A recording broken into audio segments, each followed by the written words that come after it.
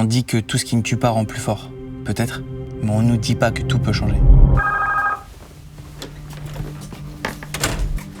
Bon, Flavio, j'ai vu sur tes réseaux sociaux que t'es en plein entraînement.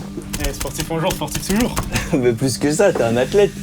T'es en pleine préparation pour les Jeux paralympiques de 2028, c'est ça, à Los Angeles? Ouais, absolument. En saut en longueur et en 100 mètres. Ah ouais, rien que ça. Moi, je serais incapable de sauter de là à là, tu vois, donc... Ouais, c'est de l'entraînement aussi, hein. Je pourrais te montrer un jour. Tu sais, dans la vie, j'ai dû apprendre à marcher et à courir 2 fois, donc maintenant, je fais plus jamais rien à moitié. C'est vrai que se réadapter, c'est un peu la définition même de notre vie quand on contracte une méningite à méningocoque. On a vécu la même chose, mais peut-être qu'on l'a pas ressenti de la même manière. Justement, toi, comment t'as réagi, notamment psychologiquement, à cette annonce? J'ai pas de recette miracle ou ce truc. Je suis pas non plus un super-héros, mais c'est dans ce genre de moment qu'on se découvre cette force qui au final est ancrée profondément en nous. Mais en tout cas, ce qui est sûr, c'est que j'aurais jamais pu m'en sortir sans le soutien de mes proches et de tous ceux qui m'entourent en fait. Ouais, un système d'entraide avec de la famille, des amis, des professionnels de santé, des gens qui nous aiment et qu'on aime et qui nous soutiennent.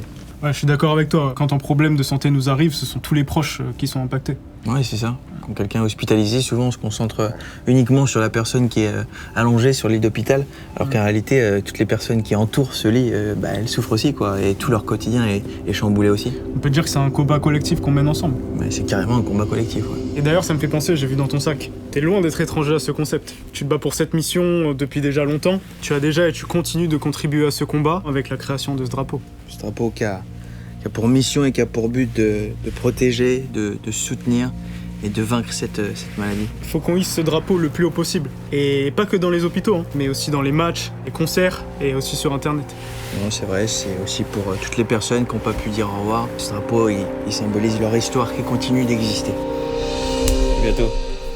Moins on en sait, mieux on se porte, dit l'adage. C'est compréhensible comme manière de se protéger, une forme de superstition peut-être. Mais dans notre cas, nous pourrons dire plus on en sait, mieux on se porte. J'ai commencé cette enquête avec une simple question. Pourquoi est-ce que les gens ne savent pas plus sur les méningites à méningocoque? Et c'est apparu comme une évidence. Ce n'est pas une question de connaissance, c'est surtout une question d'action. Cette enquête est maintenant terminée. L'action commence maintenant.